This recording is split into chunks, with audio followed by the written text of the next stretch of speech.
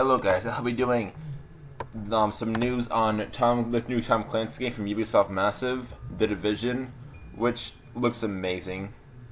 Alright, so this game takes place in a New York City, but it's like got some pandemic happened on Black Friday or something. So it sounds pretty cool already.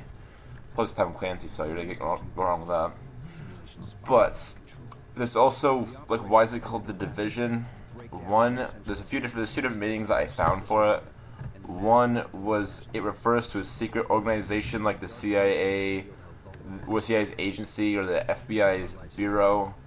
But more than likely, it just means the second meaning, which means like society collapses and stuff, like apocalypse, that stuff. But Ubisoft Massive has said that in the city will be the biggest and largest, most detailed city. For that matter at all. I mean, it's New York City, but it's bigger than any city apparently they've bragged about. So that's. The system is built on a global supply chain that gets things where they're needed, just in time. If that's true, that's amazing in gaming history. So they better live around that now because it's really expected big time. But this as well is supposed to let the player explore the city with survival elements and like RPG, like 11 guy probably. Different skills, all that good stuff, looting, crafting, and you're supposed to feel really immersed. This game is made to be immersive. It's supposed to be the most immersive game out there. So if they do that, that would be amazing, and you'll never get off the game.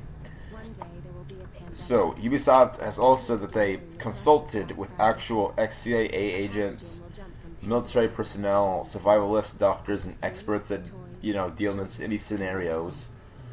So that's cool that they did that, because now hopefully when you shoot a guy in the knee, you don't kill him or anything. He's falls to the ground bleeding and yelling, because that's what he's gonna do.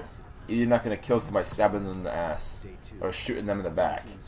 I mean, if you shoot with a shotgun in the back, you might kill him. I don't really know. But if you go take a pistol out or a knife and shoot the guy in the back, he's not gonna die.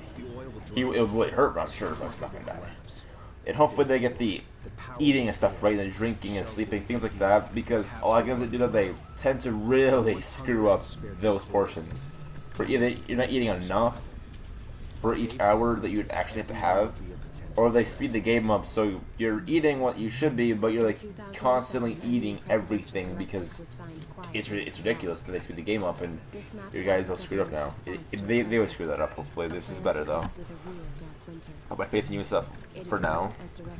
But this, as many next-gen games and every next-gen game boasts about, so this is not a really big deal, but it's nice to hear that single player and multiplayer will flow together seamlessly. So, I mean, I'm saying that's true because it better. I mean, if it didn't, it's not really next gen, is it? Because the next gen is about seamless interaction and everything. So, that should be pretty much true. You can also play with enemy players, which other people complain about. Oh, is it always online? Like, you hop in every game and stuff? No. You can play with enemy players, or you can play with your friends without enemy players, or you can just play the game offline by yourself, So it's not an always online game or nothing, don't worry. A lot of people worry about that with next gen games and thinking that seamless interaction between the two, a mixture, means that you're always online and stuff. No, it's not the case. But this game is said to have potentially limitless hours of gameplay, which some games like Minecraft have already done that to me.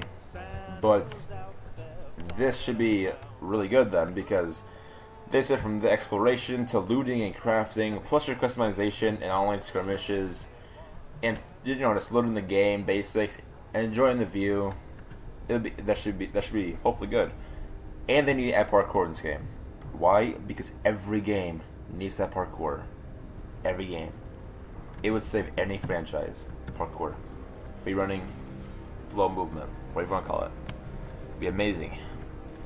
So this sounds like a super immersive game, which I really cannot wait for. I saw the Snowdrop engine, which is their Ubisoft Massive's engine they're using for it, and I just freaked out sitting there and watched every trailer I could find, anything about it, which wasn't that many, unfortunately. But the trailers left me hungry for more. But the next gen sides of the game, besides the amazing graphics and interaction stuff, and detail and all that good stuff, and the models, but is their new engine, the Snowdrop engine, which this engine has everything from a living, fluid world environments that reacts to everything I do. Shooting a bullet through a car will look real. If you can shoot headlights on a car's out. You can shoot little cover parts and stuff. Let's say there's like a wooden cover. If you sprayed it with an assault rifle, there'll be bullet holes all through that, which lighting will let in. It's amazing compared to any game that's nothing does that right now. So the lighting as well, because when you can shoot, it's a destructive environment. It's completely amazing. It's also sort of superb AI. I fancied already. So if there's sneaking in this game, which I'm assuming there would be, let's say you walked into a room but there's there's a light. If you shot one of the things connecting to like this a bar light that has two things on it holding it up, if you shot one, it should swing over and change the lighting entirely. Of course, the dude's gonna notice, but it's gonna be like that. It's gonna be awesome. All right, right now they said their goal is to make the best game possible for immersion, realism, and just the best game I've ever made, which should be every game developer's goal, because it's kind of what a sequel normally does, or any new game, you know, when it gets out there and really amazing looking. So if this entire game proves true to what they said, many of us will lose family members, friends, and make a lot more enemies, because none of us are going to want to get off our PS4s or Xbox Ones, or maybe I think PC as well, probably more than likely, to go outside, because it's amazing. It sounds really amazing. Of course, the division will only be on next-gen systems, because you really can't do that on now-gen. It's not going to work out very well. Alright, now for the final segment, which is the rumors, which is probably true. I mean, they just put Watch Dogs on a 6-month setback, so same company, so I'm assuming it would be true. But the rumor is the game engine, the game's not coming out until like next year after, something like that. You know, it's not coming out this year in basic terms. All right, the game engine works well. It's not done, but works well. The actual game development has barely started. However, Ubisoft's massive source has told Game Reactor the fact that Ubisoft has gone public with 2014 release date feels laughable. It's like, yeah, it feels that is true. To be honest, entirely, Ubisoft did not want this rushed, and hopefully they don't want it rushed, or else it's gonna be crap. So we're not gonna know that it's not coming out this year, more than likely. But I mean, that's really should have been expected. I didn't think it was going to this year. I thought it was going like 2016 or something. I was like, oh, 2016, that's pretty nice. That's what I was thinking about, because Top Team was a goal, but it should be up by 2015, I'm assuming. But that's it for this episode.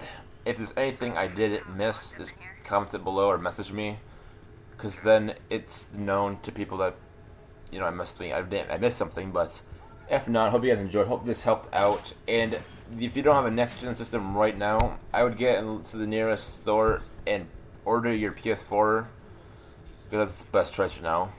It's just spec. If you look at specs, it's better. And it's gonna be, you'll enjoy this game when it comes out.